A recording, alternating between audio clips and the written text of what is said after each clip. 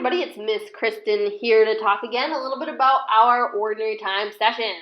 Now, just to recap, Ordinary Time happens twice a year, and one is the long period and the other is the short period. We're in the short period, which usually lasts about 7 to 8 weeks.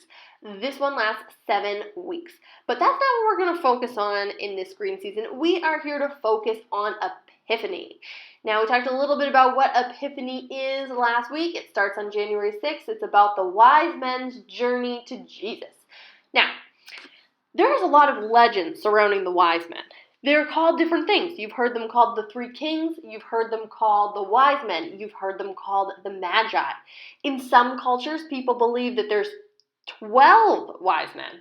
In our culture, we believe that there's 3. Now, let's talk a little bit about these very mysterious characters. Now, some people say that each one of the wise men was a king, and each king came from a different place. You have Balthasar, who may have come from Arabia, Melchior, who could have come from Persia, and Casper, who could have come from India. Now, some people just say that these were smart, scholarly men, which is why they are also called the wise men or the magi. Why were they considered so wise? Well, it's a law here in America that once you get to a certain age, you've got to start school. You could be homeschooled, you could go to private schools, you could go to public schools. You have a bunch of options, but you have to start learning. We all learn how to read, we all learn how to write, we all learn how to speak the English language and sometimes other languages. And a lot of times we graduate high school and we go on to college or trade school, or we get into a job where we have to have a lot of training. There's all sorts of things we can do. Well, back in ancient times, it was a really rare thing to be able to read and to be able to write. And if you were a woman, you could just forget about it. And if you were a man, most likely you didn't know how to read or write or speak multiple languages. And in order to do all those things, you are a really, really wise man. So all 3 of these magi were able to not just read, but they could also write, and they could speak languages, and they could even travel for things other than really important, necessary things like food and whatnot. They could travel just to learn.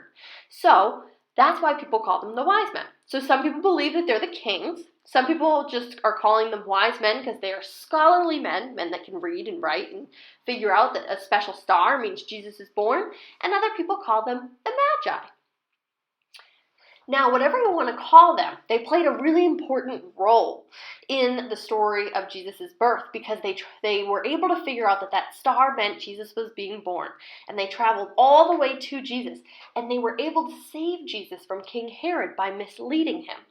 And they were able to share the message of Jesus' birth. Now, before the Magi came, I could imagine that if Mary was going around telling people that her child was the Son of God, they might have been like, I don't believe you. You're a young woman from a whatever village, and you probably are lying. But to have 3 extremely important and wealthy men who can read and write and travel come over on camel and present 3 important gifts to this baby because they were able to see the star in the night sky made people know and believe, yes, the Son of God is born. So not only did these magi save Jesus from King Herod, but they also really shed some light on the fact that Jesus was born and he was the king.